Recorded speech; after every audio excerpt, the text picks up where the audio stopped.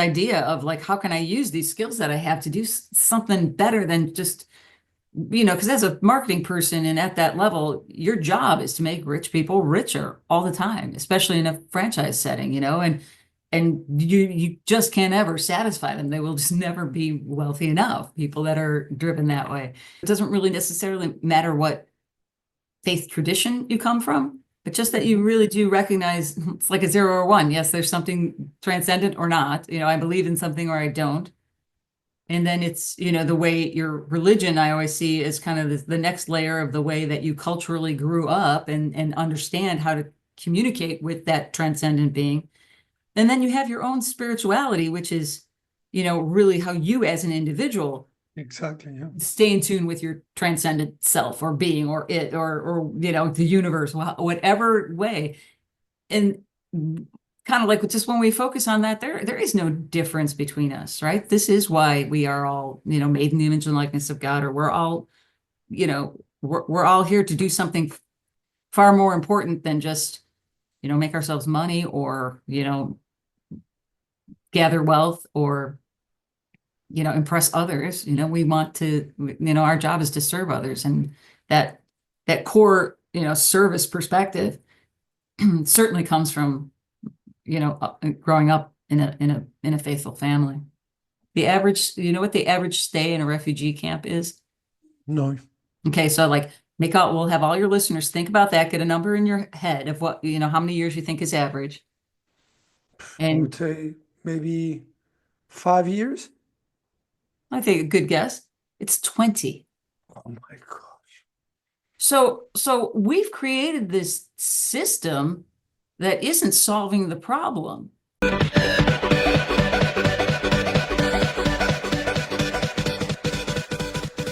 Invisible Experts Podcast.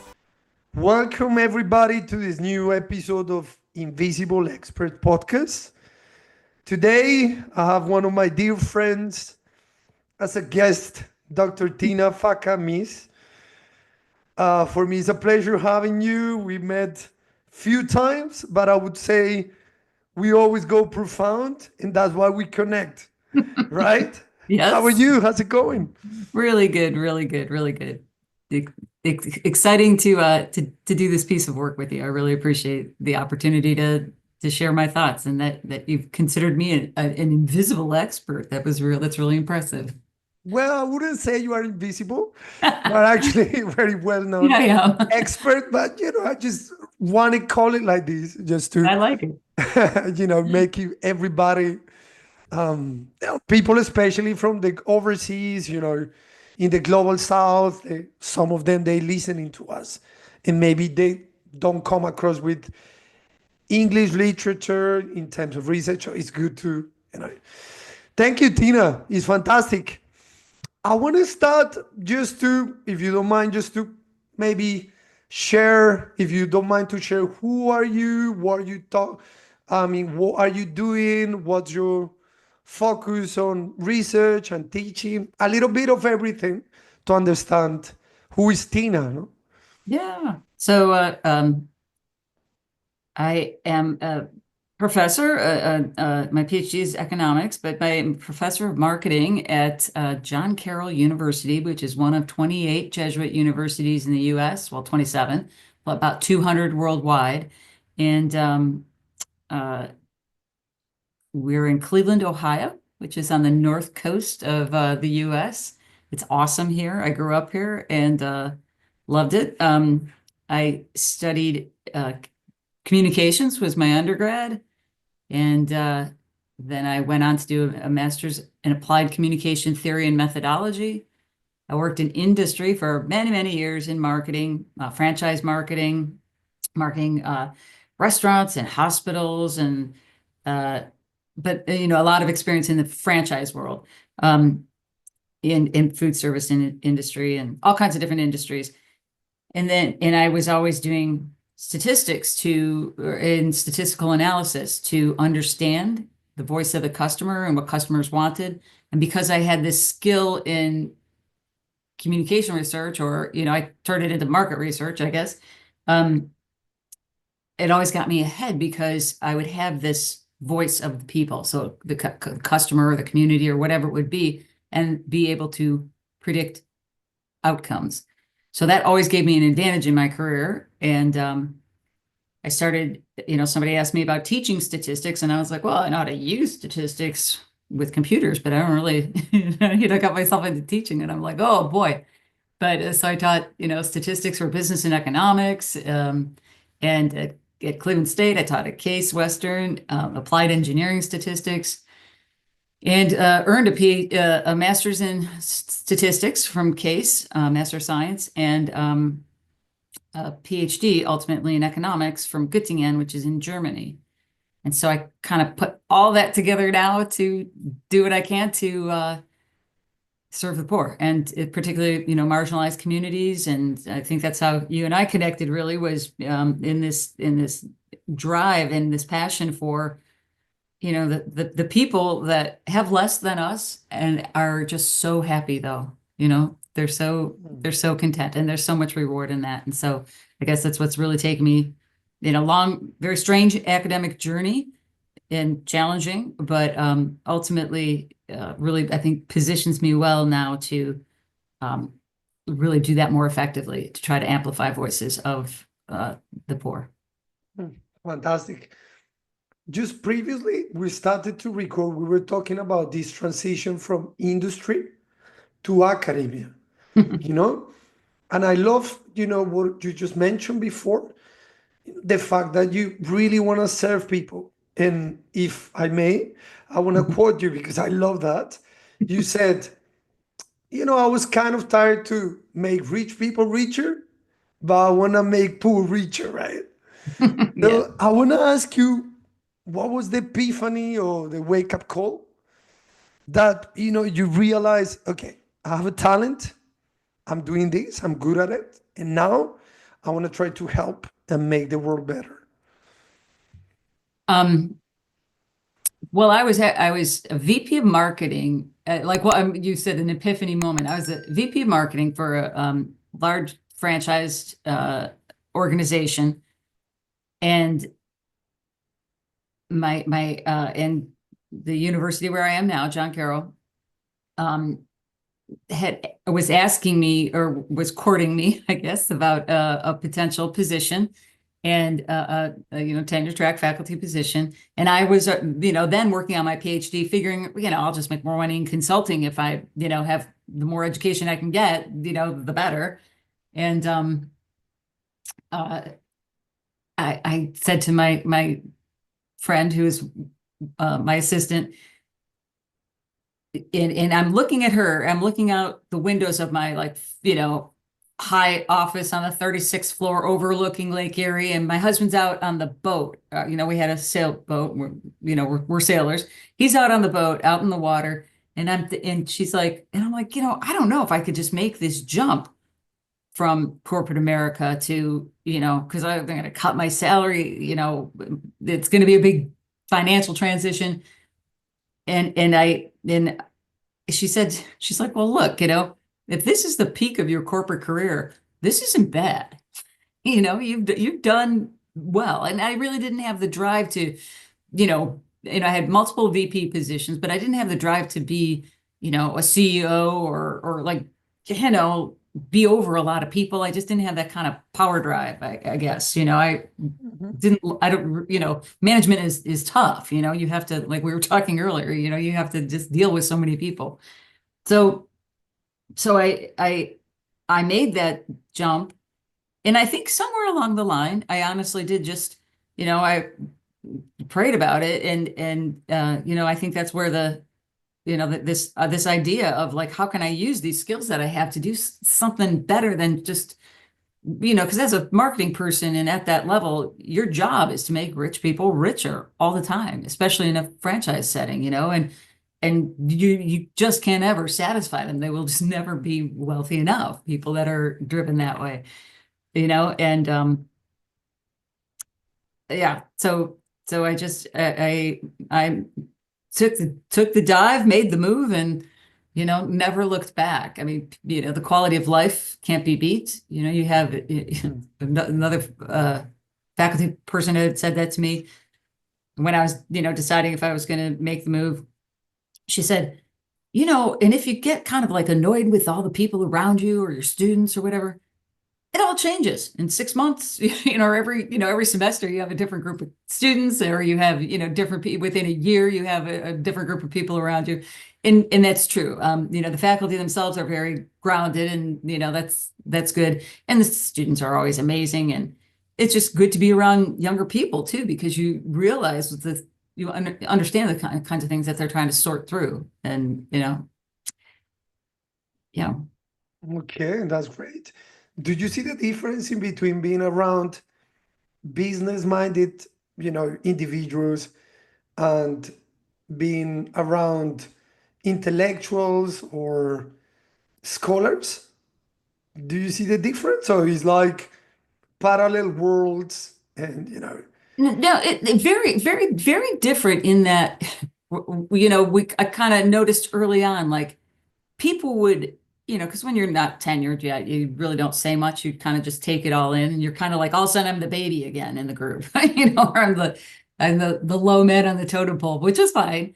But I noticed like people would just like, really get in these heated debates and discussions and arguments and yell at each other and then be like, fine. And because like, in industry, you would like, leave or go somewhere else, or you'd make a move to do something different if you didn't like what was going on. But in academia, you stay grounded. I mean, people were still very respectful of each other, but it was just a totally different dynamic than I was expecting. But the security, I mean, I know people like knock tenure and these kinds of ideas, but the idea that you can, be who you are and stand up for your principles, and is key. And I think, and also in making that move, I just knew that I really wanted to.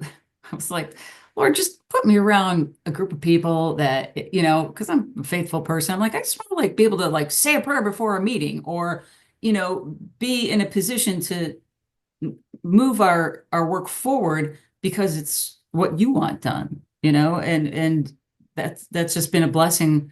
I never expected to be, at a Jesuit Catholic university in my hometown, and let alone all the experiences that I've had through the network, and through the Jesuits, and I've been all over the world and welcomed everywhere I go through that network.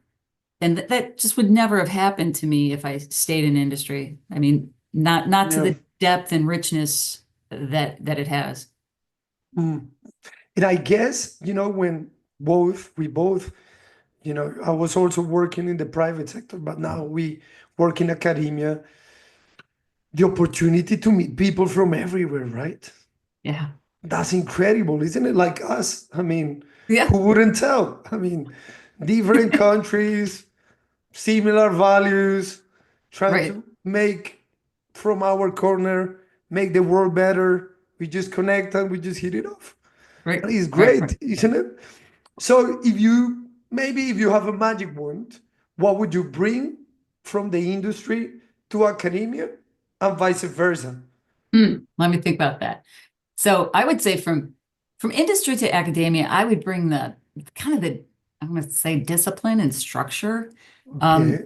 of getting things done and just solving the problem. I think a lot of times in academia, people don't have that business experience, and so they're much more philosophical about everything, and and things just don't, and nobody wants to step on each other's toes. And I teach sustainable product development and things where there's systems and processes, and I think that's where the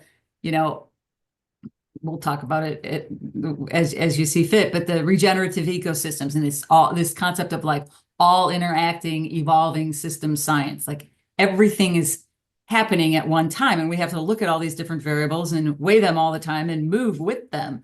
And I think in academia, sometimes, there's, the historical structures, there's the, ideologies, there's just different things that come in that hold people back from getting things done in a more efficient way. So that's what I would bring from industry to academia. And from academia to industry, the discernment, the real thinking through the effects of your decisions on others. That's a lot of what I teach now in stakeholder theory, and really recognizing the impact of your decisions on other people. Particularly the impoverished in a supply chain, or some form of modern slavery, or whatever it might be. But trying to bring those kind of that macro marketing or that macro perspective to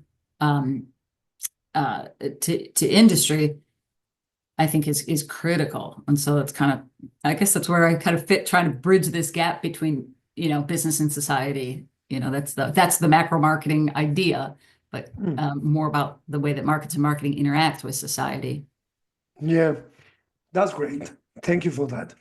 You know what? I was thinking, like, we always talk about faith and the importance of, Catholic or / Christian values. The Jesuits are very well known because they can be the value of education.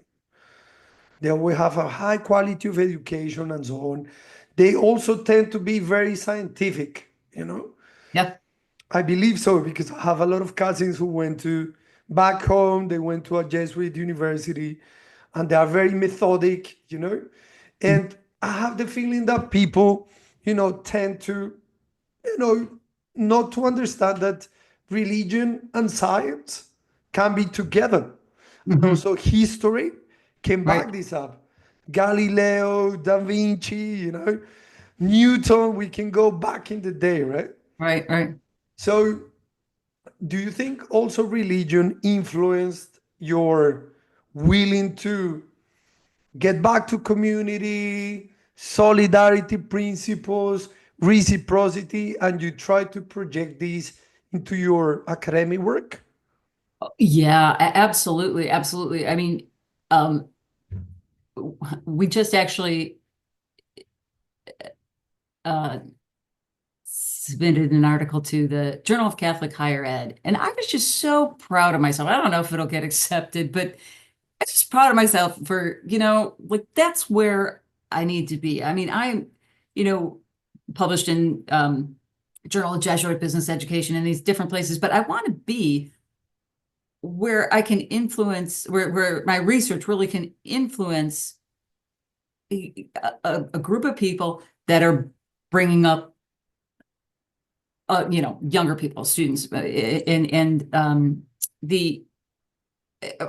because I grew up and I'm still friends with all the kids on my street, or a bunch of them, right? And our families were friends, our parents were friends. They were, we all went to the same parish together and walked to school together every day. And our, like I said, our parents were friends, and we all still are, I mean, our parents are, in their 80s, or, passing away, and we're with each other. And that bond that we had in serving others, through our parish and through our, we belong to a Christian family movement group, and those are like just the best memories that I have, and still the best friends that I have. We play music together, and there's just a shared bond, and we're all happy. We're not, I mean, there's politics, there's all kinds of like strife in the world, but we're all like really happy. We have happy families, we have happy home lives, we're stable, we're not on drugs, we're all doing really well, and one is suffering now with a brain cancer, and we're all praying our way through it, and we can come back to these core tools that we have that move our lives forward. And when we, particularly when I'm teaching in other, circumstances, it might be like, for example, this Hekima, it's the proposed Hekima University in Kenya, in Molo, which is about 5 hours outside of Nairobi.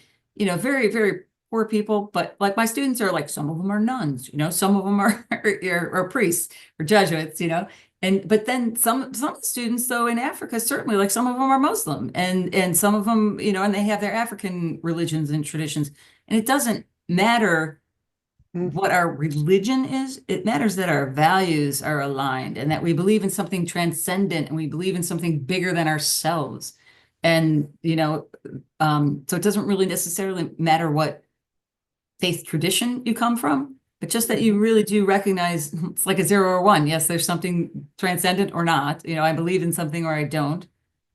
And then it's, the way your religion, I always see as kind of the next layer of the way that you culturally grew up and understand how to communicate with that transcendent being.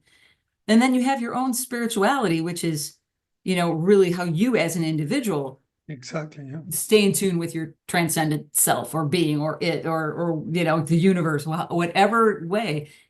And kind of like just when we focus on that, there is no difference between us, right? This is why we are all, made in the image and likeness of God, or we're all, we're all here to do something far more important than just, make ourselves money or, gather wealth or, impress others. We want to, our job is to serve others. And that core, service perspective certainly comes from growing up in a faithful family. Yeah, yeah, yeah. I agree. And also, like, to be honest, this is based upon my experience. First of all, I would say religion is something very personal, right? It's something which is within you.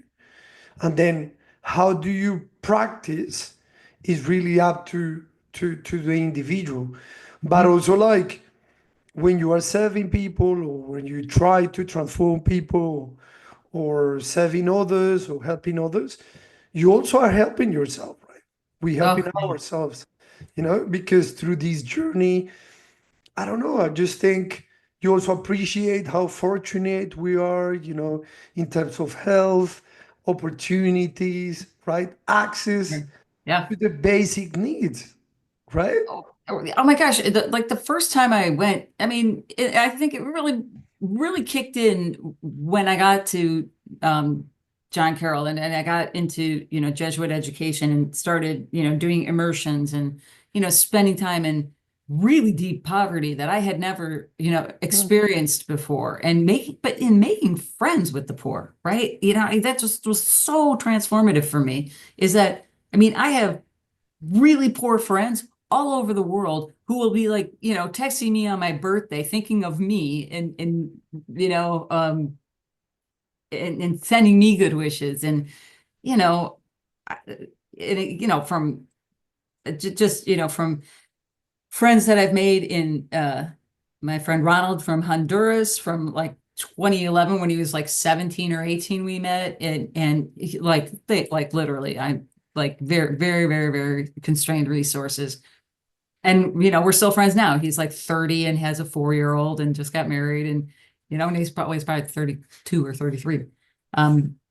But and just all over every experience that I have, I end up just trying to stay friends with these people because that's the whole concept is, we can all, if everybody could just like make friends with a poor person, like or impoverished, I shouldn't say poor, they're so rich. I mean, they are impoverished due to circumstances, but it's just life changing because I think more than anything, I just really love being appreciated and it just makes you feel like a king or queen, and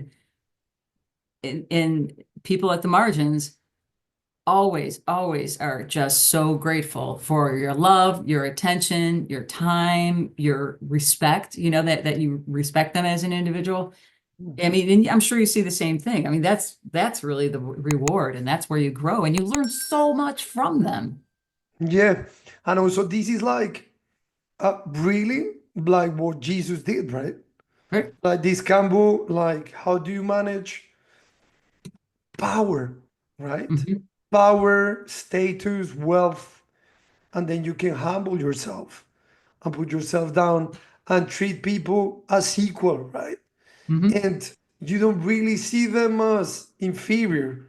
You see them Right. as people, as individuals. Right. So it seems like every everybody can do it, but it's not really. I mean, you really need to be like, I don't know, spiritually strong in Mhm. order to understand that our physical universe is very different than our spiritual, right? Right. Universe. Right. So having the opportunity to share experience, to spend time with people who are less fortunate, let's say, is life changing, isn't it? Like, yeah, Yeah. I really like that concept of like just how you said that our physical universe and what we see is so completely different than our spiritual universe. yep, It, and I think that's what I really enjoy. This is one thing I love about being Catholic.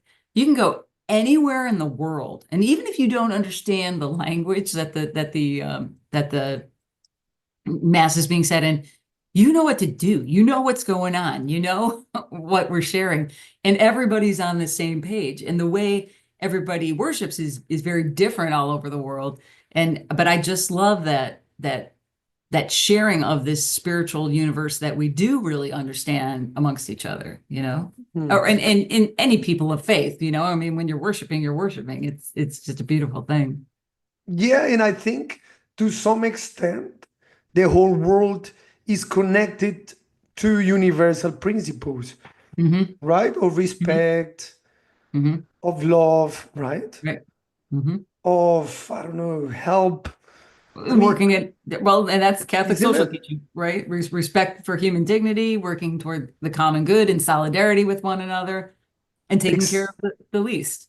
Yeah, yeah, and I think that is repeated across any, belief. Hmm. So religions, philosophy, whatever you think, Right. these kind of values are based upon people. So as you put it before, in following, Catholic faith, this is what Jesus really did, right? Hmm. Because he's got such a power and like humbling down and dressing like them and eating Hmm. with them and treat them as equals is really Right. interesting. And also, I love the fact, as I said before, how you guys connect faith with research or teaching because Hmm. it's kind of the same, right? Because teach someone or transferring knowledge to someone, it's a little bit of a power play, Oh yeah, right? yeah. Right. Another transformative moment that that you're reminding me of. I was working with Jesuit Worldwide Learning. It's higher education at the margins. So they're in refugee camps primarily, but all over the world now. It's really grown like crazy. And I'm doing interviews with students about getting into a higher ed program. And I said to a girl, and I believe it was a Muslim girl who was from South Sudan, and this is in Kakuma. And I said, she said, I'm the one of the, I'm probably I'm the first girl to be educated in my family, you know? And, well, what will you do with this education? Why do you want to do this? And she said, because anything I learn, I can teach someone. Mm. And I was like, boy, that's like, talk about humbling and hitting home. It's like that's how most of the students at the margins, this is the way they all think. Is like anything I learn, I can teach someone. I can teach my brothers and sisters. I can teach my parents. I can teach, because people just do not have access to education. I mean, we are so, as Westerners, so, I don't know, so off base sometimes. Accustomed. Yeah, we take it for granted. Oh, absolutely. And y- so whenever you are spending time with somebody at very limited, constrained resources, they're learning from you, you're learning from them, and this is part of what regenerates the ecosystem, right? I mean, we looked at business education or different ways that education is a regenerative ecosystem, always, regenerating, because I'm learning from you, you're learning from me, we're taking that to someone else. And so, I mean, that was just profound to me. Anything I learn, I can teach. I'm like, and that's just what you were saying. Yeah. That's great. Yeah, the example is really inspiring, but it happens all over the world, isn't it? Like this Hmm. kind of reciprocal relation that, we teach to each other, and even Hmm. though we are specialized in some topics, it's a very little example of how the world it is, because it's such a complex universe. Right. So Tina, you work across various industries, right? Food service, the industry and so on. How has this diverse experience could shape, or in a way, yeah, shape your approach to addressing education and social impact for marginalized communities? Well, each different type of industry, I mean, a lot of times it's the same core skills of, gathering data from people and turning that into strategy based on what they're thinking. But, working in food service and restaurant chains, marketing Sure. restaurant chains, um, I recognized even more so as I started,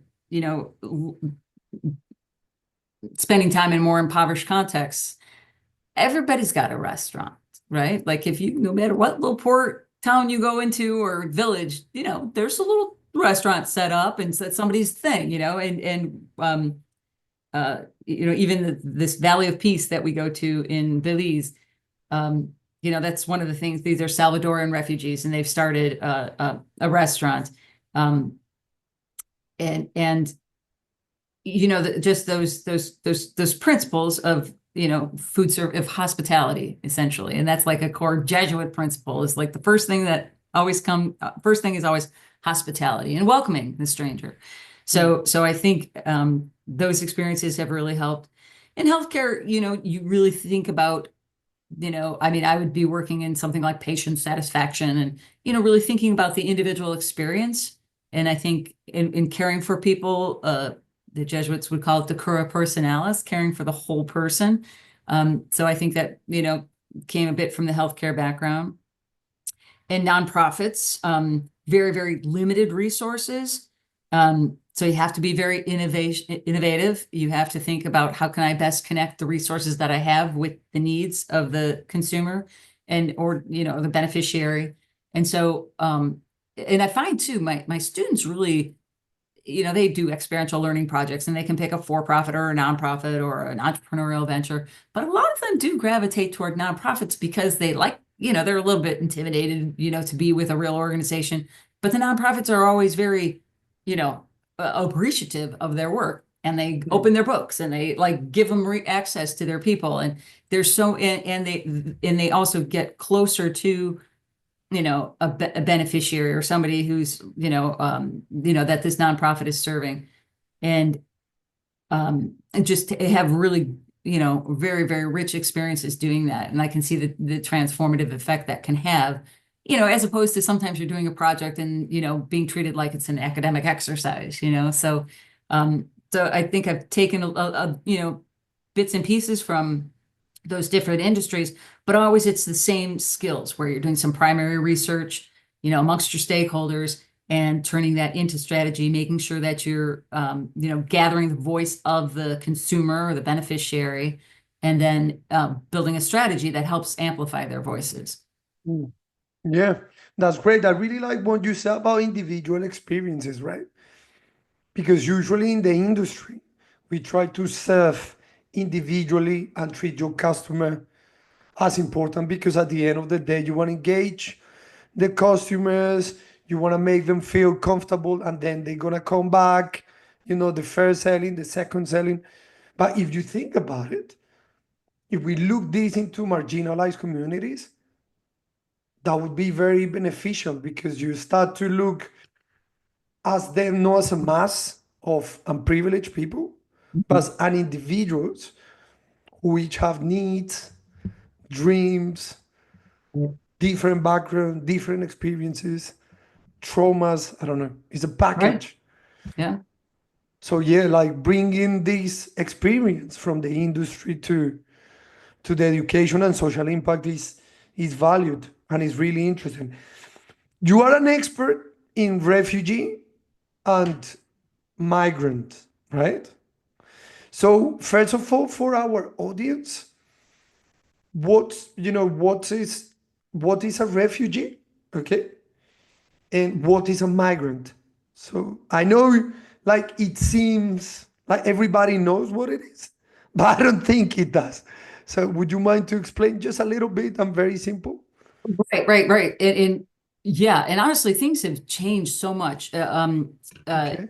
When I started doing this work, it was in this context of Jesuit Worldwide Learning and refugees, and so a refugee has status, as a refugee, Okay. and they're in a host country, like they've migrated from the country that they had to flee for, because of violence or war, and uh, so we would call it forced migration, and so Okay. or forced displacement, and so a refugee actually has that status, and that's usually given by UNHCR, the United Nations High Commission on Refugees, Mhm. um, and they're settled in a host country where they're safe, they're protected, they're getting some, very, very minimal amount of resources, to ensure food security, but it's really, really basic.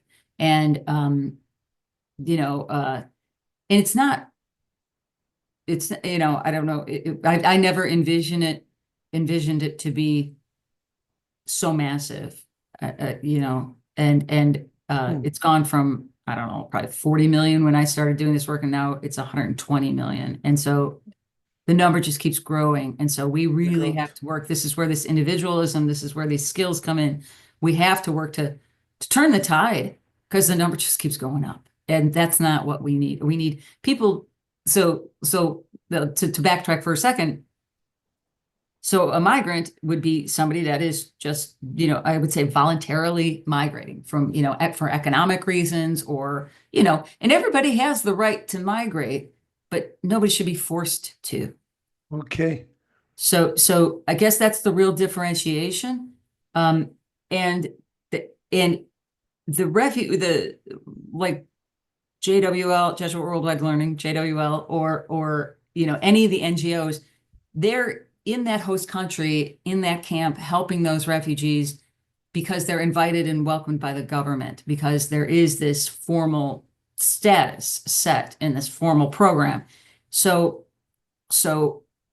it makes it very difficult to do things for migrants if the migration is not legal, right? Because then we're complicit, and that's a whole nother can of worms, right? So it's very important that we have well-organized legal migration systems. Mhm. And um, so when we have people outside that legal structure, there's not much we can really do. And so that's a key to making sure that that migration is legal, that it is an opportunity, that there is a process. And I think the US is really going to work hard on trying to make sure that those processes are legal and organized, and that we can be a leader in showing how we can do this. It can't just be open border free for all. Like that's not the answer. So I guess those are some of the differences between refugees and migrants. Um, and we really have to focus on how can we turn the tide so people aren't having to they're not having to be refugees. We can't just have that number keep going up and up and up, because a lot of times, and this is part of my research, but I will say primarily conjecture or prediction, not even statistical prediction, but like foresight right now, is that a lot of it seems to me, from what I can see, a lot of it comes from violence, obviously, and violence leads to the forced displacement, but corruption. I think Mm. sometimes it's, deals made with governments and businesses to, take for land grabs. That's a big part of it. moving people off their land to, build a power plant or a, factory or whatever it might be. So people get forced off their land, in violent ways, or, military working for a government who's made a deal, and Western culture is very, I'm going to say, complicit in these things happening, so we all have to be more involved in the decisions that are made by the companies that we work for, and where are we sourcing our supplies from, and how are the people in our supply chains treated. But it's going to take us as consumers, and as educators, as people working for the common good. It's going to take us giving the tools to the poor, the people in their villages, and helping them amplify their voices to be able to talk to these to the refugees, and to the people that are may still be in those conflictual situations, about what are the what are the real root causes of your migration, of your move, of your forced displacement, and what can we do to solve that? And thinking that through, giving them the skills to amplify their own voices, and helping to advocate for themselves, and teaching them those skills. So that's really a lot of what I work on now, is teaching these same kind of market research skills that we use that I used in industry, that I teach my students, and that we, now try to implement at the margins, but, training them to be good researchers themselves, so they can advocate for their communities. Because that's going to be their, and to policymakers, to government officials, because the proof is there, and they've got the answers, and we have to give them means for solving that, because people, just common sense, people would rather live and thrive where they grew up, where their families are, where their grandparents are, where and nobody should be pulled away from that. And nobody should be forced to go back into a situation that isn't secure. But I think the answers are in helping, bridge those gaps. Yeah. So to summarize, a refugee is someone who has fled their home country due to a well-founded fear of persecution, perhaps based on race, religion, nationality, or even political opinion, and they has been granted refugee status by a government or the UNHCR, right? The international organization, which means is legally recognized and protected under international law. So a refugee has already been recognized as needing protection, right? Correct. And then asylum seeker, because usually like people tend to confused, it would be someone has also fled their country for similar reasons, but still waiting for a legal decision, or whether they will be granted refugee status. So in simple terms, all refugees were once asylum seekers, but not all asylum seekers become refugees, right? Yes. Okay, that's great. No, because sometimes we get into the semantics, isn't it? Yeah. Well, and I'm like saying, yes, I said, I would say that's my best understanding of it. Sure. But it's not necessarily my area of expertise, but that has been, my experience. No, it's fine. Yeah, thank you, Doug. In terms of illegal migration, no, have you come across with perhaps a very effective, let's say, modus operandi in order to, control, treat them nicely, because as you said before, I mean, it has to be controlled. We don't really know. I mean, in Europe, it's happening the same. So have you come across with a very interesting approach to deal with this? Or it hasn't come up yet with this around the world? Well, I'm gonna, in all honesty, it's really challenging, because if somebody because I have had, you know, a person and his young family come here. What they did is or come to the US. They they did go through the formal processes and they went to their court dates and and they've had several. I think, they came in June of 21. First court date was July. So they did everything that they were told to do, and they're following the path, and came as asylum seekers. So, and had some pretty torrid stories. So I think if so that's, but I was trying, when I tried to get help for them in any way, all that like Catholic Charities can really do is give, food and shelter and, that kind of support. But I was looking for like legal support. And I think they did, and they are managing that, but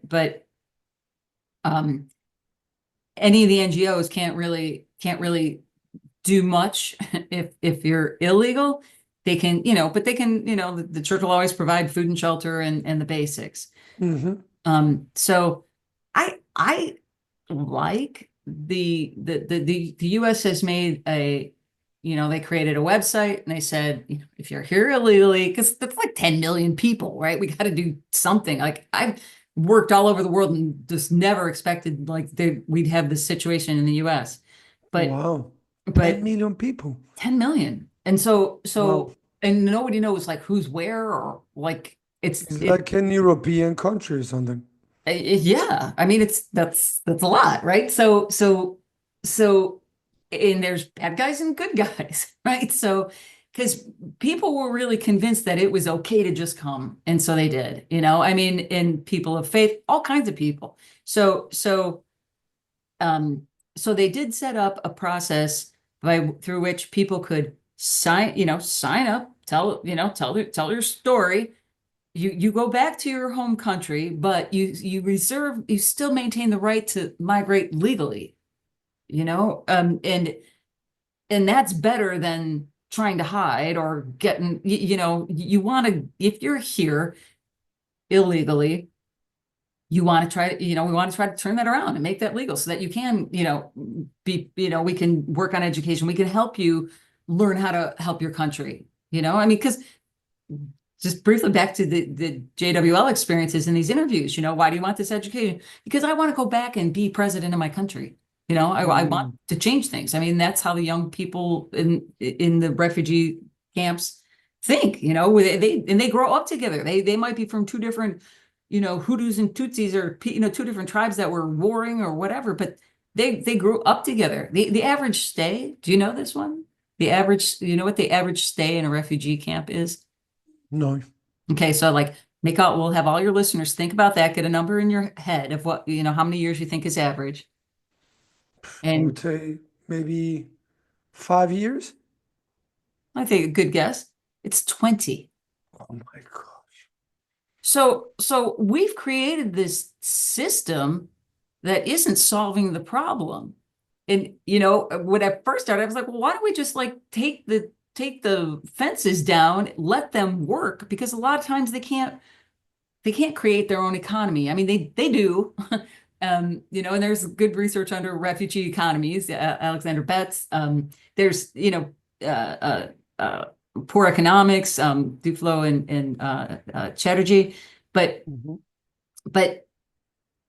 so they do, there are ways to survive. But when you break down the walls and let them, or proverbially at least, and let them work and create industry, and then they have an opportunity to integrate into the host country, because usually the host country is very poor as well.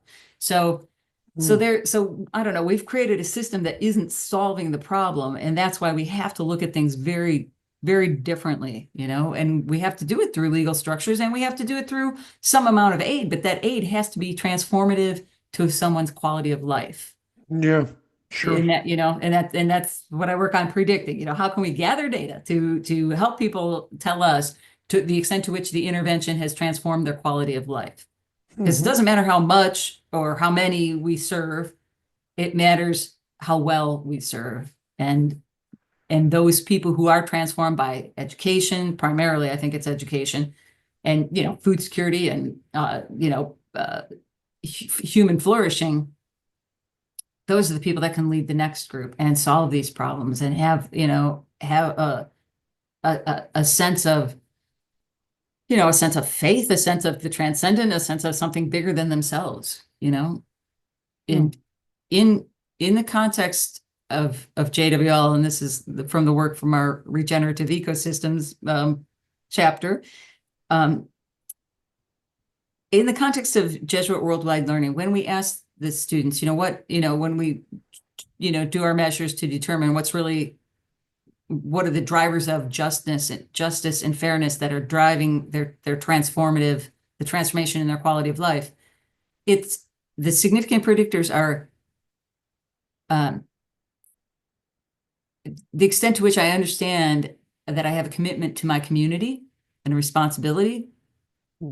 That's the one that is the most transformative. But then values alignment, the extent to which my values align with what the organization values. So it doesn't matter what my religious background is, but this values alignment, this is the most driving predictor of transformation.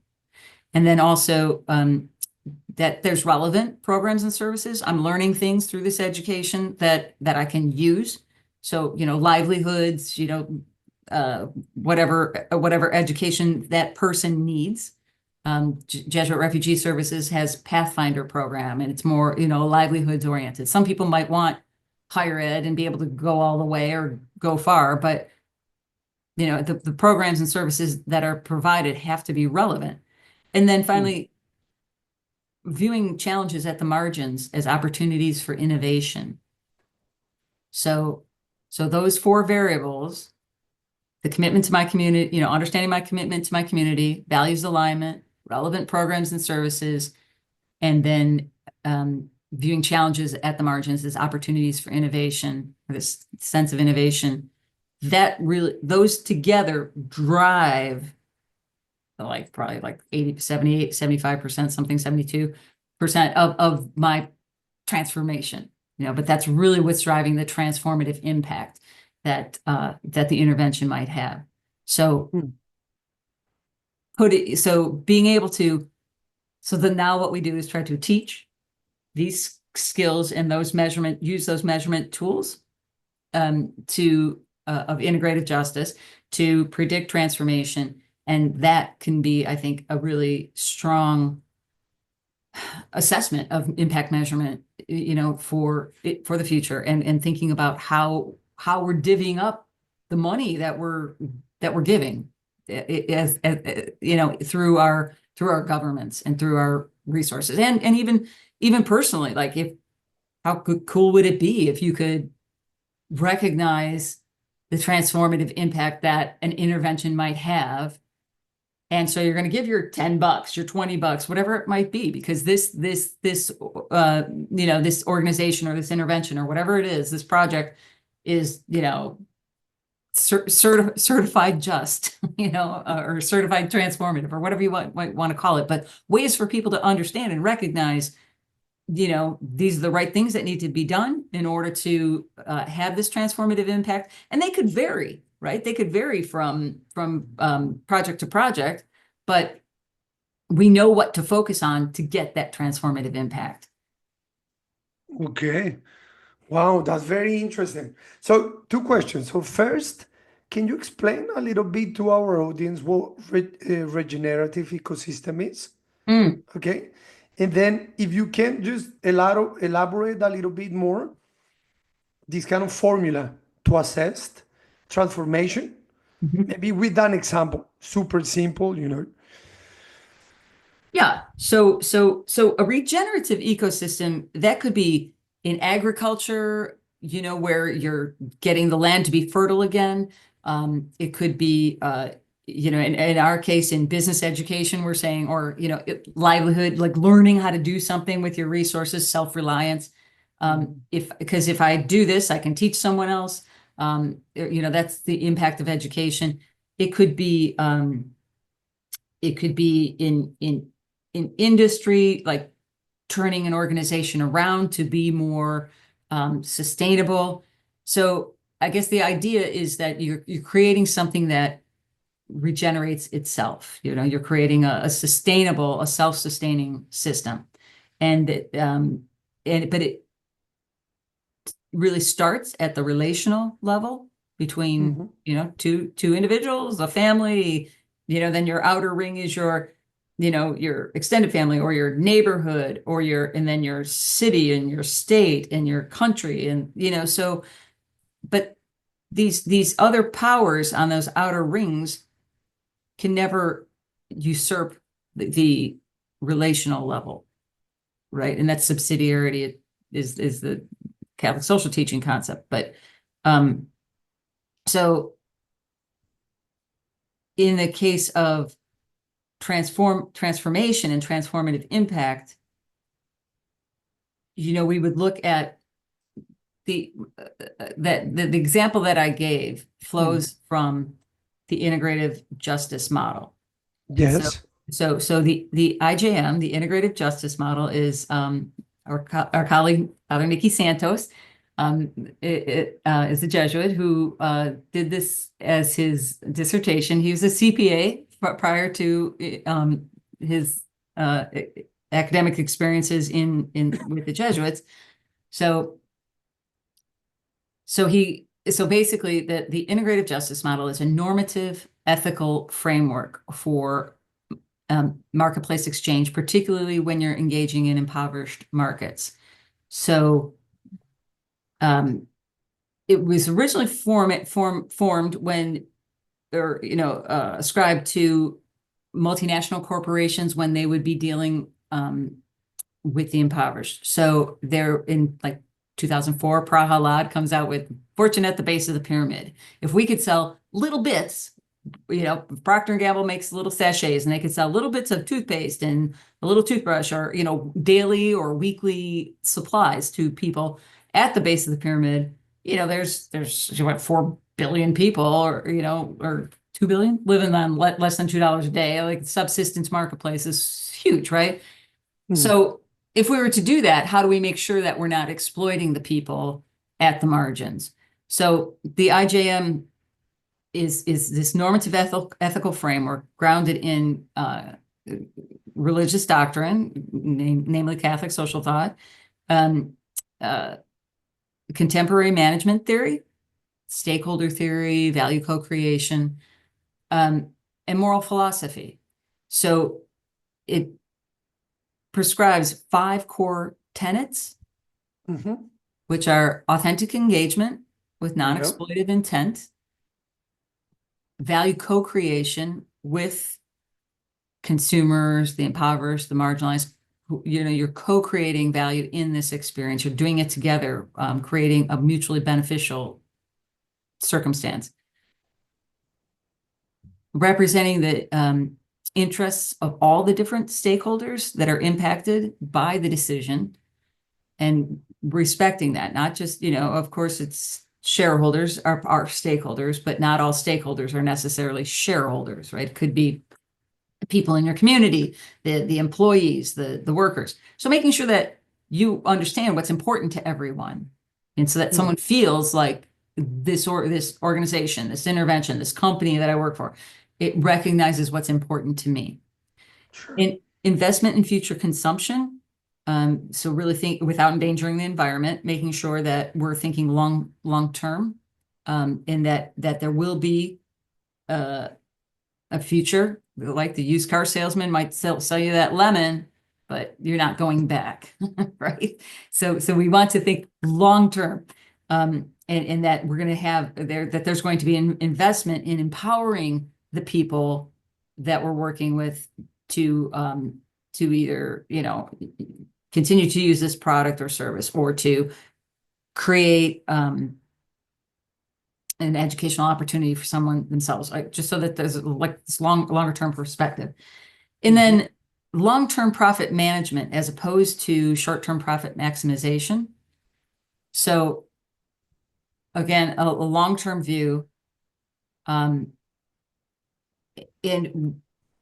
when we apply it, the IJM in impoverished settings or into NGOs, sometimes that long-term profit management is a little bit more difficult to assess, but we always want to make sure that the feedback and that these measures that we're gathering are grounded in the voices of the consumer. So a voice, amplifying the voice of the impoverished consumer, a voice, get it?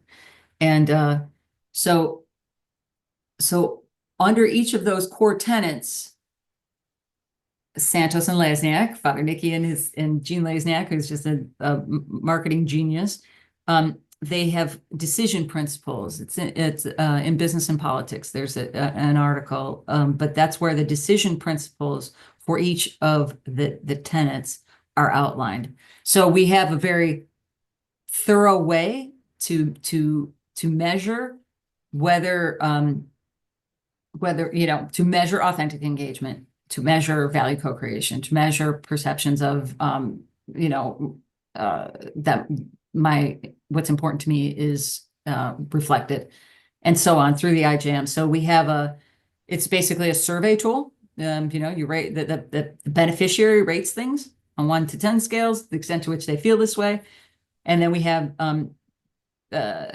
core principles of Catholic social teaching that are actually transformative, and then also measuring the extent to which I feel like my life has been transformed, or this intervention has transformed my quality of life.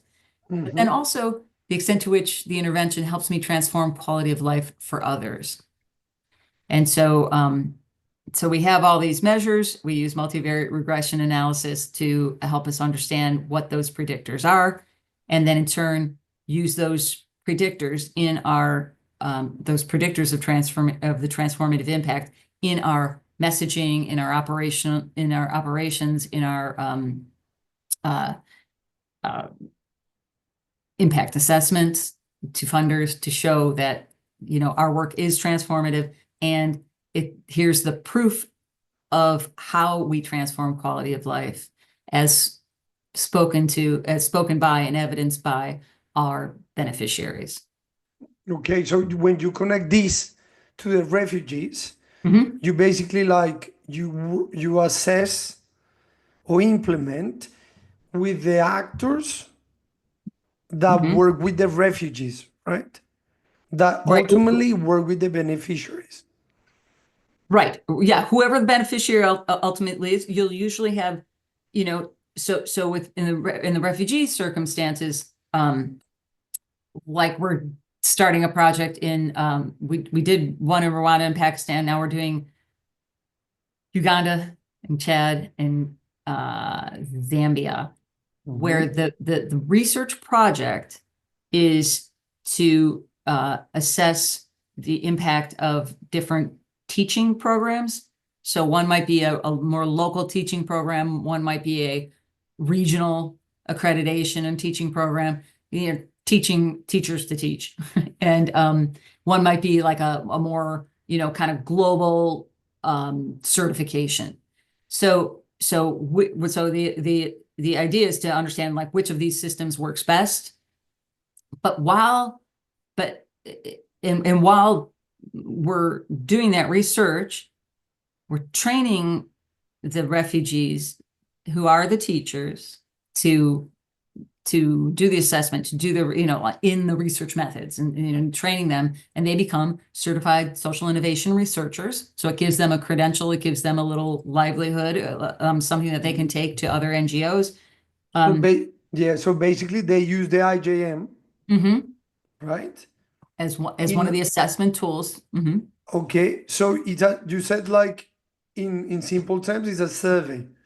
And then how many questions in general, or it probably, I usually look more like at how long it takes you to do it. Because Okay. No, it's great. You just, yeah.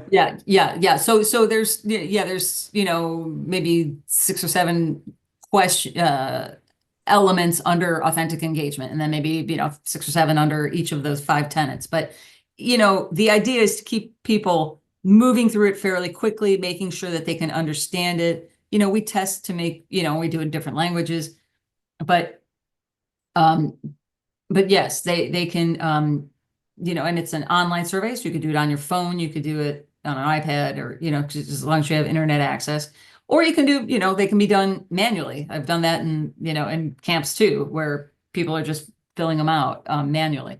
So, Okay. but and then we would enter that data. But, usually it's just the easiest now with the internet. We have all kinds of opportunity. So how do you guys measure authenticity? Because it could be a Well, challenge.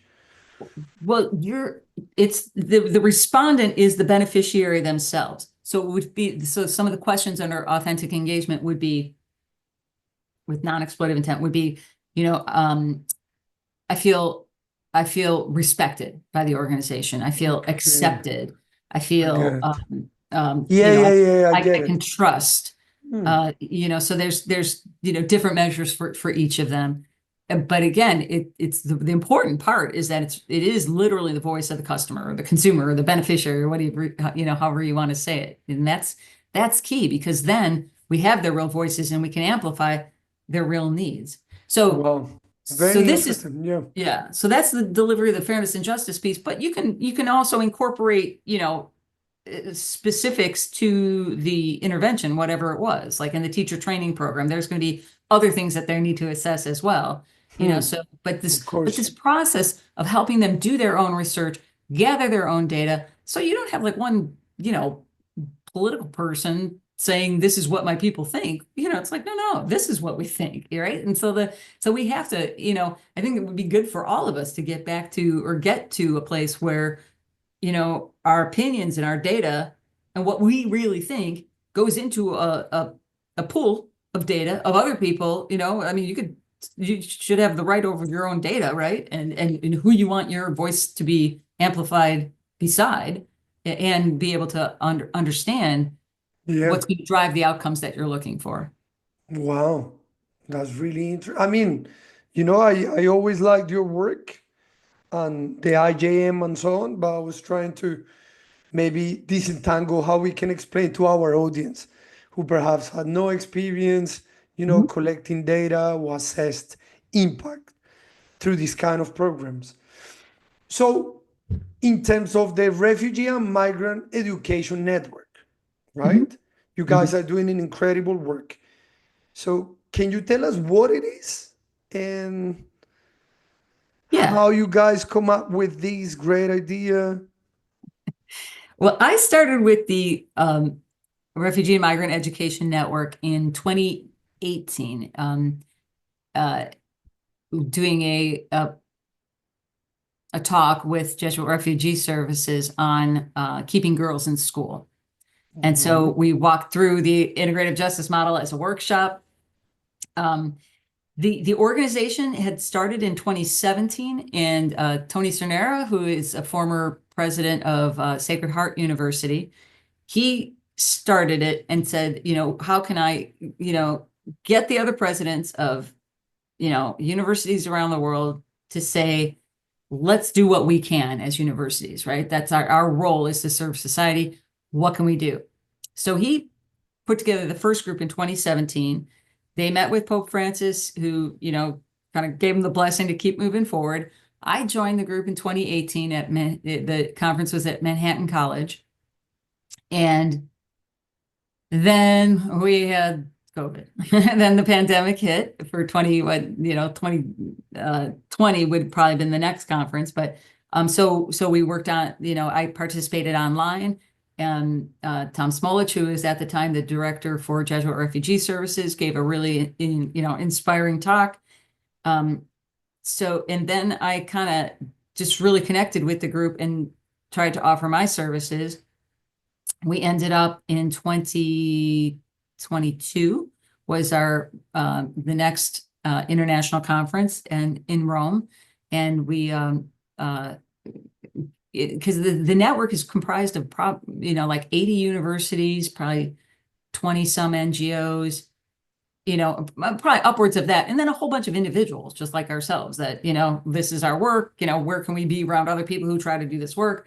So it's very like loose structure, but it's a network of networks, I would say, in a lot of ways. And so in 22, we had that conference, which culminated in an audience with Pope Francis, and he gave us some, our own talk and some directives. So I did some research amongst the network itself, grounded in the IJM plus the Pope Francis's direction. And we used that in our strategic planning moving forward. We met in last November in 24, again in Rome, and had a really productive conference, getting bigger and bigger all the time. And we've added some new people from to our advisory board, which would from Jesuit Worldwide Learning, from Refugee Education UK, which is the group that I was talking about the teacher training program with, and another colleague, Karen Cordova, who's an incredible instructional designer. So we're just kind of putting more boots on the ground, trying to do what we can to continue the process, to keep developing the network of networks, giving people, having people collaborate more effectively. It's collaboration is a challenge, but how can we work in smaller groups? Some people work in primary education, some work in higher education, some are, academics doing more research. So we're, breaking ourselves down into, some smaller subgroups, and just welcoming people to kind of work on these projects and, do webinars and newsletters and storytelling in between conferences. And then we'll have another one in 26. Okay, that's great. So how many people or organizations are part of this refugee and migrant education network? Probably about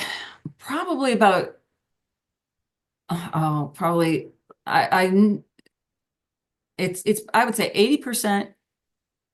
80% universities, and there's probably like close to like 80 or so, and then there's probably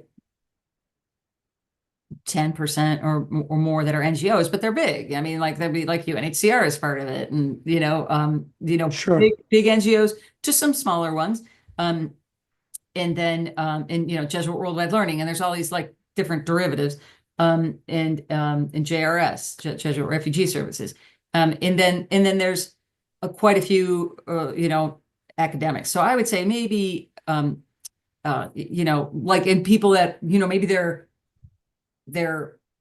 university isn't a named partner, but by default the individual faculty member is representing the university. So our conferences are like 150 people. I would say our core group of on that board is probably about 10. And then we're the ones who are kind of like spinning the momentum from one conference to the next, because honestly, we want to be able to go back to the Vatican and be like, yeah, we're making progress, so in whatever ways we can do that. And I think we all really want to focus on turning the tide. I mean, that's what people are most interested in, is understanding these root causes of forced migration and what we could possibly do. Because people just, like in the West, right? You would, like, who knows these things? Right? Nobody knows. And nobody wants anybody to know. And also, like, to be honest, it doesn't seem people to provide solutions for it. It doesn't seem urgent. It doesn't seem urgent. You're right. And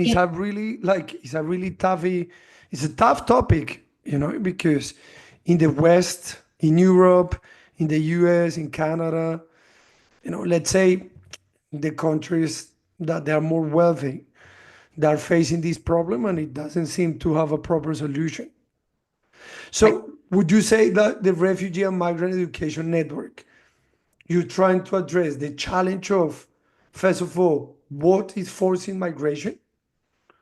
Then, is it safe to say how we can solve these, refugee slash migration crisis? And then three, how we can educate refugees and migrants, which is a critical area or something like this? Right. So we do focus a lot on, teaching about, like the last conference, we really focused a lot on teaching about refugees and migrants so that Okay. our students, get exposed to this. Like I'm in the business school and finding ways to integrate it into my marketing. I have a class in the social innovation and subsistence marketplaces class, and this is where they learn about this. Sure. And they, but that's not all, that's rather atypical for a business school to be talking this, right? That's the sociology, Yeah. but the key is that the business students, they're trained on data-driven decision making, and they're trained on these, solutions. So that's where, Father Nikki and I kind of see that sweet spot between business and society is, Definitely. right? And so, Yeah. and also the students that get the jobs working at the margins are usually philosophy or sociology or, and they don't have that same business skill set. I mean, not to criticize, but they, they may No, not yes, necessarily. it's another area. Yeah, I Right, agree. right. They just might not Yeah. have that skill set. And you have to, you have to be really durable to take on these kind of jobs. I mean, it's not easy. And so we need to be training younger people and giving them the tools that they need. And so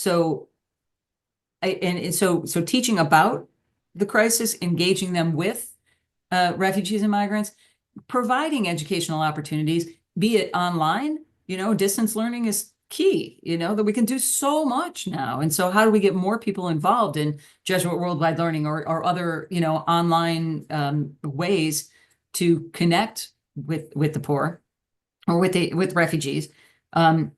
In in a lot of cases too, there's all kinds of things we could do. I mean, like if you are running from your country, right? You're not taking your credentials. This is another problem. People are like PhDs. People have credentials that they have no way to prove. So how can we as academics? I think you and I had talked about this, that University of Cattolica, maybe in Milan, was doing the Yeah. project where they were trying to like help PhDs. We should follow back up on that. But right, how can we, help people get re-credentialed? How can there's no shortage of work to do, but it kind of starts with building relationships. And I think that's what we're trying to do with the network is just open doors, help people meet each other. We really haven't done much for fundraising for specific projects, but I think that's an opportunity for us, is saying, here's a specific project, and we're the network is under the Being the Blessing Foundation. So we do have, a 501(c)(3) and some guidance, and I have my own nonprofit is Inspired Foresight. And so there's ways and structures to get involved, but I think the key is to do things that are going to have an impact and are going to matter. Because I think, especially in the US, we are all just tired of paying, like we're all paying big taxes and there's a whole bunch of aid going out. And I know it's just killing all the organizations around the world that we work with, but we gotta figure out a way to regroup a little bit here and look for a better impact, a more positive impact Definitely. than we've I been able to mean, have. there's a lot of opportunities to redesign, do it better, organized, and Mhm. eventually try to make sure that the beneficiaries are the ones Mhm. who get Right, the the resources, right? right, Because it seemed everything go through, the operational, which, okay, I understand it could be expensive, but come on, we can make it cost effective right. as anybody, right? Right. I think it's great. I think it's great. It's a great idea. And I think it's also an innovation in education. Because, what worries me is like we, as educators, have the feeling we are falling behind. We need to innovate, we need to readapt, and these kind of things are crucial because, from my perspective, the way that you describe it, of course, I read a little bit before we talk, it's not only like giving tools to the business students or any student to learn about refugees and migration, and also to engage, but through engaging with them, Right. you also raise this kind of like human contact, right? And then you can develop empathy Hmm.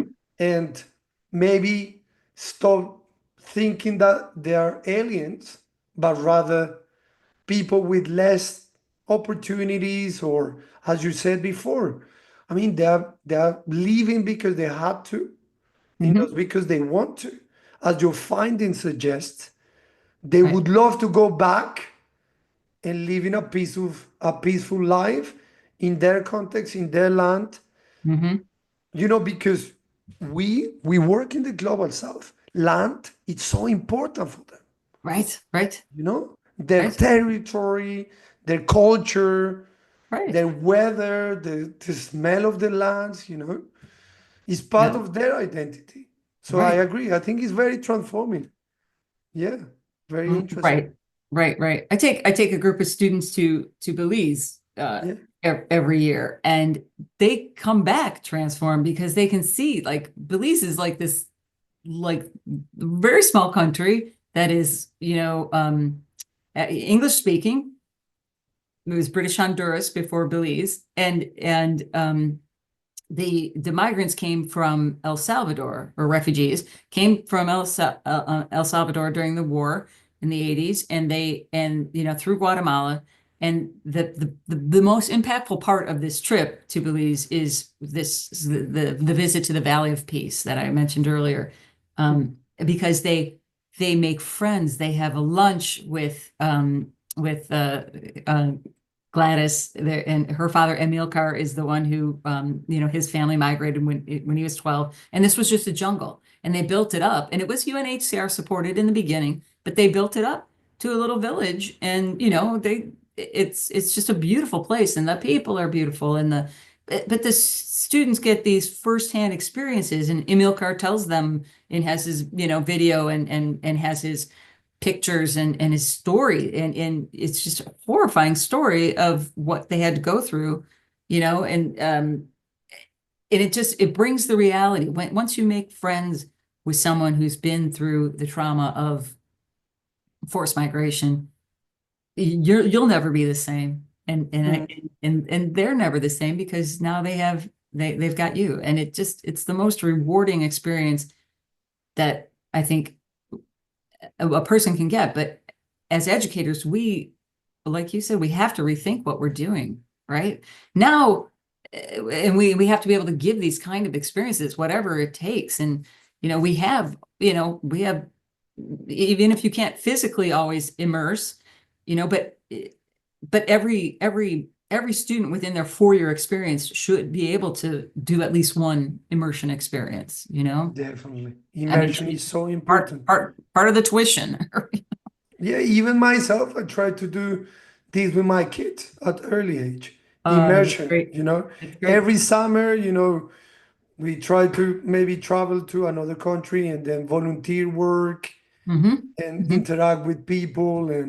But as you said, like equally having Right. conversations, having lunch, like human beings, isn't it? Right, right, right. Because I Do remember as a kid, those were the most influential things. We had some Japanese exchange students that came, and we had you know, even just going and serving the poor.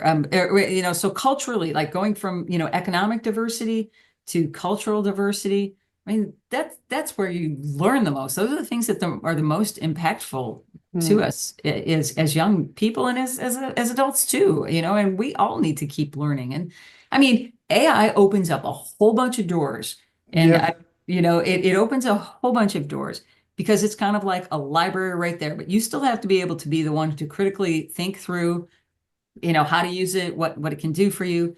And like, in this innovation and entrepreneurship program in Kenya, we're teaching them like how to use it. And it's like, I mean, the first times you use it, it's pretty fascinating. You can go down some pretty cool rabbit holes, but actually, learn a lot. I mean, of course, there's, you have to do your reference checking and all that kind of thing, but students can do that now. They don't need us to filter that, right? So how can we give them more immersive experiences that are really going to teach them how to solve global problems with the skill sets, with their God-given skill sets? And of course. far more exciting than like learning how to be a marketer for that example. I mean, this is, no. And so that's why, I want to teach these, and this is what Jesuit education is really about in Catholic education and any faith-based education, is recognizing the skills that you're given and taking the time to learn about what you're called to do. What's God asking me to do? And he might ask you to do a whole bunch of different things over your career, but there's certain things that you love to do. Like mine is statistics. I just love it. Give me a pile of data and I'm like in heaven, right? And that's my little weird thing. But I love communicating with people, and I love predicting outcomes. So all these little things come together to give me this skill set that, I can feel like I'm doing what God wants me to get done in a day. No, that's great. And actually, like, we could be bankers or engineers or economists as well as, Right, I mean, we are more than that, right, know? right, right, I right. mean, we could be more than, we could amplify our identity to many things. I mean, we are so versatile, we could do different things. I mean, Right. one thing complement to each other. And I Well, agree with that. yeah, and using your skills. I mean, what God comes to earth as Jesus. What's the first one of his first things he does is he like collects up 12 marketers to help him get the message out and share that message. I mean, so you call I never really like, it's true. social promotion. This is why Pope Francis asked us, like one of the things we need to welcome and integrate, but social promotion, which is I think is polite words for marketing, but because marketing always has that sales concept, but it's more understanding your marketplace and understanding what they need and then connecting the resources that you have to their needs, not necessarily pushing your resources on them, but gathering resources to fulfill a marketplace's needs. And also like leading by example, eventually is gonna rebuild trust. Right. Because I think there is a crisis of trust. So Absolutely. basically, like what you guys doing, like, listen, okay, we say, but we do too. This kind of hands-on approach, Right. which I agree. This is like the new approach. I wouldn't say new, but the approach of Pope Francis, no? Like get out there, help the ones in need, lead up by example, I mean, if we really want to change the world, we need to be the change we want to see, right? Right. Great. So do your students also engage with refugees in Belize, for instance? They're refugees. Yeah. That is a former refugee community. It's a And couple where are they from? Where are they from? from El Salvador. Oh, wow. So Belize was like, they did a really cool job as a an emerging economy themselves, right? They welcomed the refugees. They let them work, right? That's the whole key. Is like, if you're going to bring refugees in, you have to let them work. And and that was my point about it. It's got to be legal, right? It's got to be legal. We have to have structures, and they have to have a fair shot, And so we have to sort out our mess we've made in the US. The bad guys got to go. There's no two ways about that. But the good people, we need to work with them to figure out what it is that they do want. And that's not just, we have the Catholic Migrant Farm Worker Network. There's, there's a lot of different ways. And so the short answer is yes, some of them are getting more experience with refugees. Others are, in that social innovation class is where that's the context within which I can do it. But, is finding more ways for them to connect with refugees. And some do immersions to the Kino border, but my desire would be to have them do more academic accompaniment. And that doesn't necessarily only have to be refugees. It could be, we have friends in Tanzania, a former student who is a priest, Father Hubert Stambuli, and he has a school in Tanzania, and they need, computers, or they need, a Father Adekelt is in Ethiopia, and they need to rebuild their Jesuit community houses. Just, really needs like $9,000. They need help. I mean, there's very tangible things that people can help with, and I think just meeting people at the margins and understanding and becoming friends, and any ways that we can provide resources and provide the connections, because sometimes people just don't know these people. Wow. Can you maybe share with our audience, how do you see the before and after of your students, sharing such experience in Belize and engaging with this group of refugees who are already integrated legally, working, and at the end of the day, it must have transformed their lives. So can you see like the transformation, even if I mean, it's just one experience, but could you see it? Is it like evident? Yes, very, very much so. Like over the years, we've done that we do a comparable trip. We make it a little bit better in different ways each year, but we try to stay in touch with the same people so that as the students progress, and move on to they're usually seniors, juniors or seniors, and as they move on, they pave the way for a new group coming in. But one example might be Marie Sharp's is a hot sauce factory in Belize, where Marie Sharp just, I think her husband passed away, maybe it was the story, and she had to, she just she grew the hot peppers in her yard and created hot sauces. Anyway, like, it's a factory. By the time we get there, she's already got the factory going. She's in her 80s now. She may have passed away, but built this little empire in the Belizean community.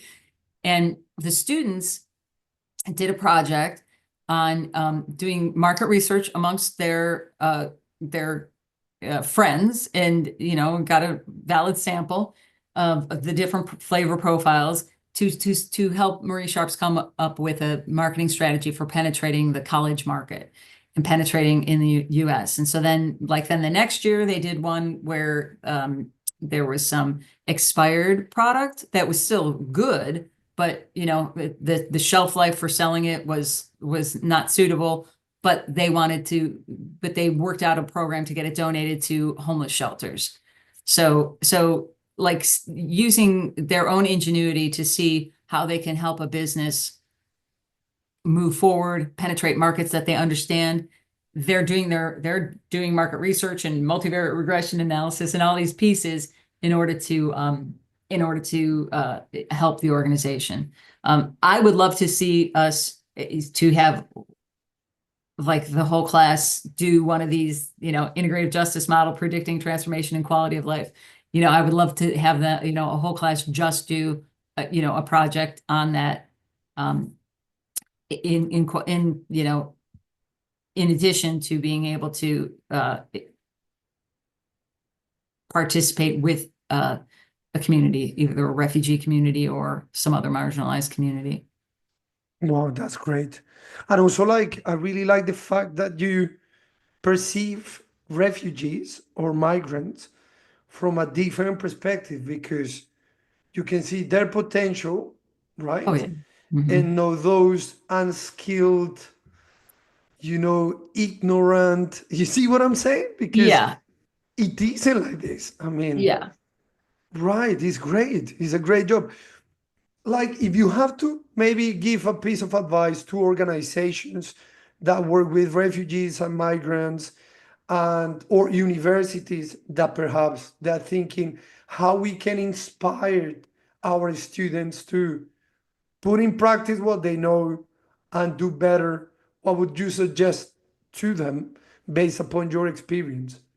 I would suggest just integrating the concepts, one, be part of the refugee and migrant education network, I mean, so that you have access to some of the stories, some of the resources, some of the other people trying to do these things.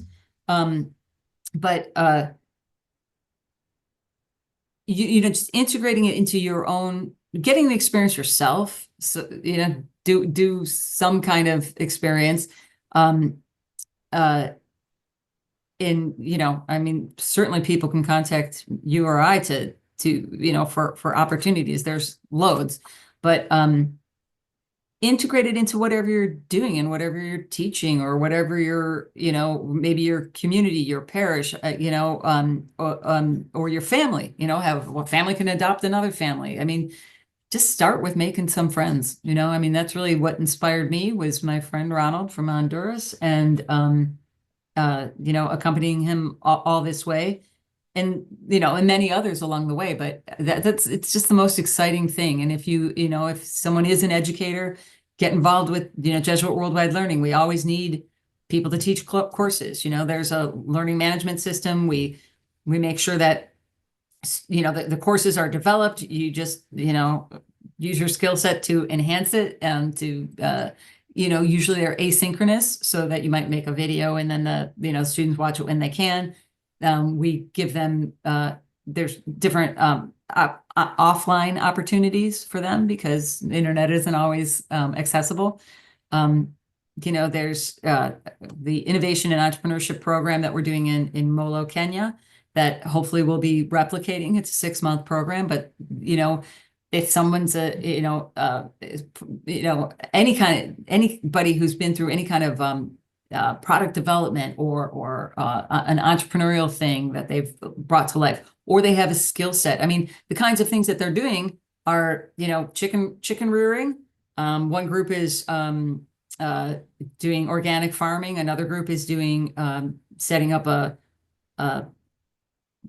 center for a youth center, and give, to keep them, because it's the same problem, keep them out of the gangs and keep them out of trouble. And, so there's just no shortage of opportunities.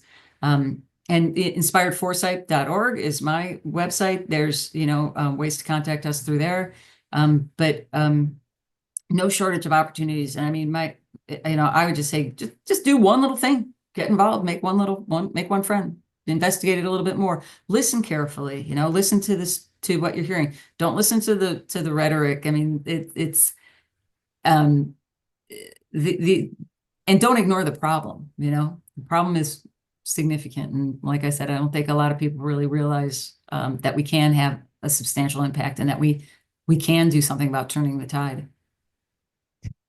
120 refugees, huh? There's a big challenge that we have to resolve. Wow, Tina, it's almost 2 hours. Thank you so much for your We've time. had fun. Yeah, it was very interesting. I think time just flew. And Yeah, it was it did. great catching up with you. I hope to having you again in our show. I'm pretty sure we've learned a lot. We have a lot of questions that we couldn't cover, but that was great. All right, right. Well, I hope it was fruitful, and I'm just excited to have the opportunity to tell my story a little bit. No, thank you. Thank you so much. Let's have a little screenshot for our. Wait. Got it. Yeah. Thank you. Thank you so much. All right, Andres. Okay. All right, well, let's get back together and talk about the regenerative ecosystems paper. Sure. Okay. Thank Take you. care. Okay. Bye. Goodbye, everybody. Bye.